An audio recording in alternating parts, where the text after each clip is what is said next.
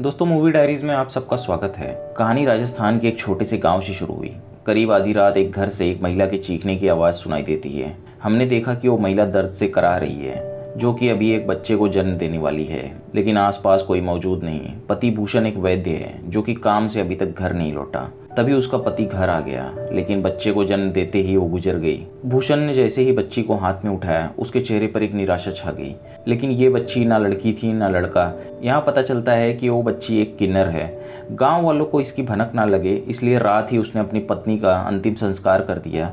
उसे ख्याल आया कि उसी जलती हुई चिता में इसे भी फेंक दे ताकि सारा मामला यहीं निपट जाए, लेकिन वो ऐसा नहीं कर पाया। उस बच्ची के चेहरे की मासूमियत देख उस पिता का दिल पिघल गया, और पिघलता भी कैसे ना। भले ही माँ ने उसे 9 महीने अपनी कोख में रखा था, लेकिन भूषण ने भी उसके इंतजार में कई सपने सजा रखे थे। उसने खुद को समझा लिया कि चाहे जो भी हो, लेकिन इस बच्ची को तो वो खुद से अलग नहीं करने वाला। उसने उसी वक्त उसका नाम खेजड़ी रख दिया।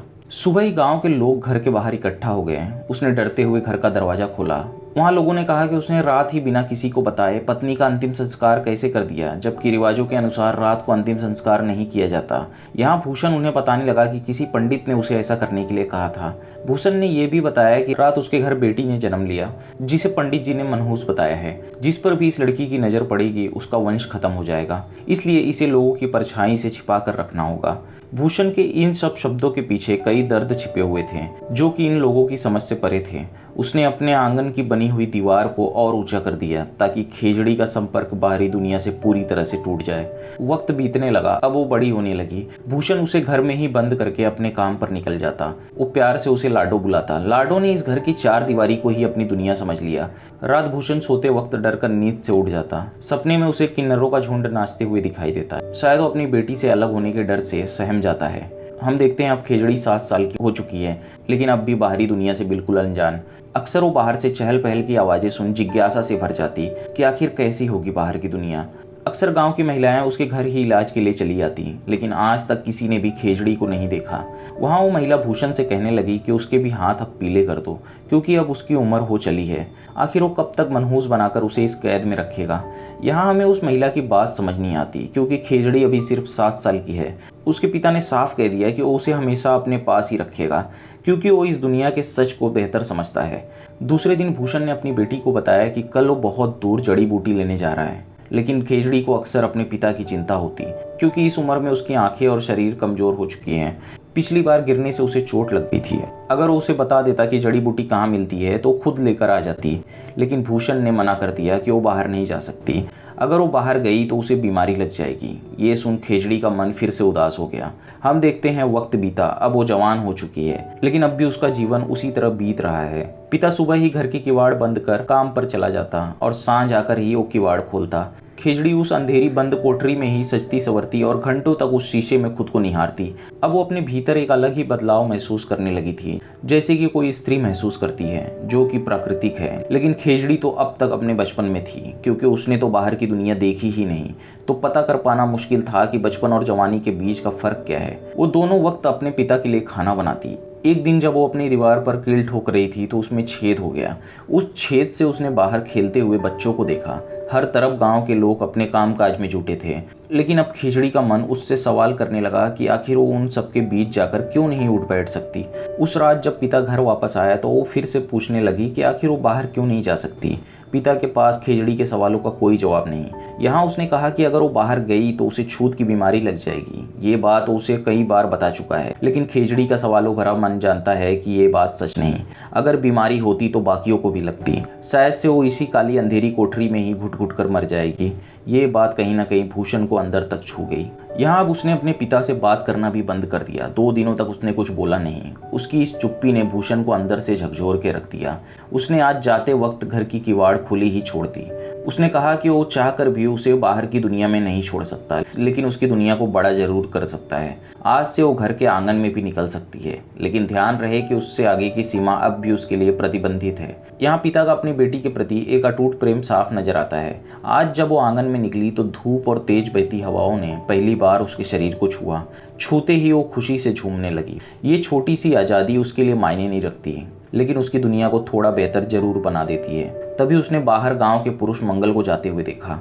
उसे अपने भीतर कुछ अजीब सा महसूस हुआ जिसे आज से पहले उसने कभी महसूस नहीं किया। शायद से ये उसके भीतर होने वाले बदलाव का असर था।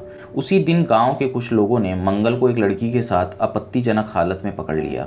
वहां उन्होंने उसे बहुत बुरी तरह से मारा। जब भूषण घर में था तो उसने बाहर से किसी के बुलाने की आवाज़ सुनी। जब वो बाहर निकल कर गया तो उसने देखा कि मंगल का पिता उसे बेहोशी के हालत में उठाकर ले आया है। उन्होंने उसे बहुत बुरी तरह से मारा था जिससे उसकी हालत काफ़ी गंभीर हो गई थी। उसे घर के अंदर ले जाया गया। वहाँ भूषण ने उसका इलाज किया। खिचड़ी दीवार की छेद से ये सब कुछ देख रही थी। मंगल के गुप्त अंगों पर भी काफ़ी गहरे चोट लगे थे। यहाँ खेजड़ी के सभी सवालों से धीरे धीरे धूल साफ होने लगी।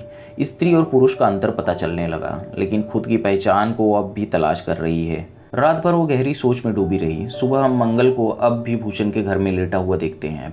पिता उससे गुजारिश करने लगा कि किसी भी तरह से उसके बेटे को बस ठीक कर दे।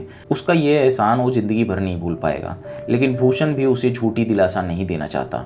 यहाँ पता चलता है कि मंगल के गुप्त अंगों पर गहरी चोट लगने से अब वो ना बच्चे पैदा कर सकता है और ना ही एक शादीशुदा जीवन बिता सकता है।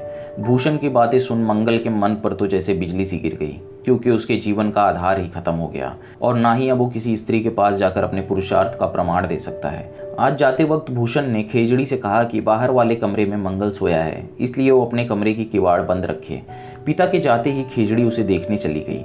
वहाँ बैठा मंगल अपनी किस्मत पर आंसू बहा रहा था। खेजड़ी ने उसे पीने के लिए पानी दिया और वहाँ से चली गई। यहाँ खेजड़ी कमरे में जाकर बक्से से अपने पिता की सभी आयुर्वेद विद्या की किताबें निकाल लेती है।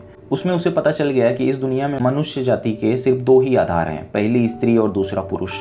लेकिन खेजड़ी को महसूस हुआ कि उसके शरीर की संरचना इन किताबों में चित्रित संरचनाओं से बिल्कुल अलग है। उसी पल उसे अपने अधूरेपन का पता चल गया। बचपन में उसने अपने पिता से एक कहानी सुनी थी जिसमें एक शख्स अपनी तकदीर को बदलने के लिए अपने हाथ पर किसी धारदार हथियार से लकीर बनाता है, और ऐसा कर उसने अपनी तकदीर को बदल दिया। लेकिन यहाँ खेजड़ी कहानियों को सच मान बैठी और बहुत ही घातक कदम उठा लिया। उसने प्रकृति को बदलने के लिए एक छोटा सा प्रयोग किया जिसमें उसने अपने गुप्तांगों को काफी क्षति पहुंचाई और उसके बाद वो बेहोश हो गई। शाम जब उसका पिता घर आया तो मंगल अपने पिता के साथ वहां से जाने लगा, क्योंकि अब वो बेहतर महसूस कर रहा था। जब भूषण कमरे में घुसा तो उसने खेजड़ी को खून से लथपथ देखा। वो बिल्कुल से डर गया, लेकिन खुद को संभाल लिया और वहां उसने उसका इलाज किया। हम देखते हैं भूषण को अब भी वही सपने डराते हैं। यहाँ दूसरे दिन उसे होश आया। यहाँ उसने अपने पिता से अगले जन्म के बारे में पूछा, क्या अगला जन्म सच में होता है। यहाँ भूषण कहने लगा कि जब वो उसे अपने पिछले जन्मों के कर्मों की सजा नहीं मानता तो अगले जन्म जैसी भी कोई चीज नहीं होती।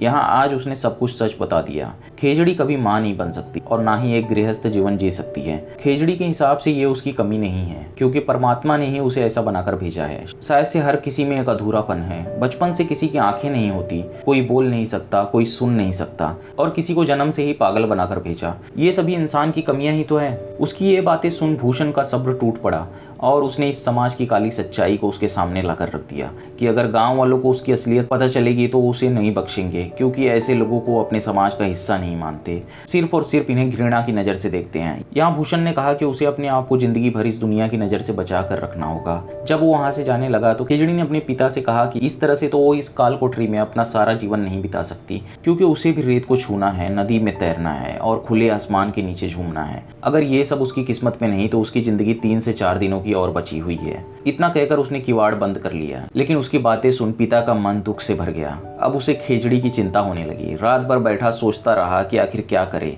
यहाँ भूषण ने सामाजिक और प्राकृतिक नियमों के विरुद्ध जाने की एक छोटी सी कोशिश करी। दूसरे दिन वो मंगल के पिता के पास गया। उसका पिता भी अपने बेटे की चिंता में डूबा रहता है, क्योंकि बेटे की इस हालत से उसका वंश आगे नहीं बढ़ेगा और जब समाज को उसकी नापुंसकता की खबर लगेगी तो बदनामी अलग से होगी। यहाँ भूषण ने कहा कि उसकी शादी करा दो ताकि ये राज घर से बाहर न जाए। लेकिन मंगल के पिता को समझ नहीं आता कि आखिर कौन सी लड़की उसके बेटे से ब्याह कर अपना पूरा जीवन खराब करेगी। यहाँ भूषण ने मौके को देखते हुए कह दिया कि वो अपनी बेटी की शादी उसके बेटे से करने के लिए तैयार है। मंगल के पिता ने भी इस बारे में एक भी बार विचार नहीं किया। उसे लगा शायद खेजड़ी मनहूस है, इसलिए भूषण ने मजबूरी में ये कदम उठाया होगा। दूसरे दिन हम देखते हैं उसने खेजड़ी का ब्याह मंगल के साथ कर दिया। जाते वक्त वो पिता से लिपटकर रोने लगी। उसकी आवाज़ सुन वहाँ खड़े लोग दंग रह गए, क्योंकि ये किसी भी तरह से एक स्त्री की आवाज़ नहीं लगती। लेकिन भूषण ने कहा कि अपनी माँ को याद कर रोते रोते उसका गला बैठ गया है, इसलिए उसकी आवाज़ इस तरह से मालूम पड़ रही है। आखिर भूषण ने उसे विदा कर ही दिया। आज वो बहुत खुश थी, क्योंकि आज वो इन सभी बंदिशों से मुक्त खुले आसमान के नीचे थी। रास्ते से गुजरते हुए लोग और गांव में खेलते हुए बच्चे, सब कुछ उसकी आंखों के सामने था। रात निराश मन से मंगल कमरे में आया। आते ही उसने लालटेन बुझा देने को कहा। यहाँ उसने कहा कि ये जिंदगी भर का साथ है, इसलिए वो खेजड़ी से झूठ नहीं कह सकता। उसने बताया कि वो जिस सुख की अपेक्षा उससे रखती है वो सुख उसे कभी नहीं दे पाएगा। यहाँ खेजड़ी ने सोचा कि उसे अपना भी सच बता ही देना चाहिए। यहाँ उसने मंगल के सामने अपना सच रख दिया, जिसे जान वो एकदम से दंग रह गया। दोनों ने एक दूसरे के राज को बनाए रखने की कसम खाई। यहाँ मंगल हंसने लगा, लेकिन शायद से वो अपनी किस्मत पर हंस रहा था। लेकिन ये बात खेजड़ी के समझ से परे थी। मंगल की शादी धोखे से करवाई गई थी, लेकिन इसका भी जिम्मेदार शायद भूषण ही है, जिसने झूठ की बुनियाद पर जीवन भर का साथ जोड़ दिया।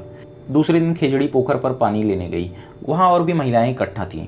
वहाँ उसने गांव की एक महिला को बात करते हुए सुना, जिसकी कोई संतान नहीं। परिवार का दबाव है कि अगर वो जल्द ही उन्हें बच्चा नहीं दे पाई तो घर वाले उसके पति की दूसरी शादी करवा देंगे। घर जाकर खेजड़ी ने मंगल से कहा कि उसे भी अपने पिता की तरह आयुर्वेद उपचार शुरू कर देना चाहिए, क्योंकि उसने अपने पिता से आयुर्वेद का ज्ञान लिया है और इस तरह से घर में 4 पैसे भी आ जाएंगे। उसने कहा कि लेकिन उसे जड़ी बूटी लेने बीहड़ में जाना होगा। मंगल मान गया। रात दोनों उस जगह गए और थोड़ा तलाश करने के बाद उन्हें जड़ी बूटी मिल गई, जिससे उस महिला को संतान प्राप्ति हो जाएगी। उसने वहां नदी देखी तो भागकर उसमें कूद गई, क्योंकि दिन भर आसपास लोग रहते हैं, इसलिए उसे ये आज़ादी नहीं मिल पाती।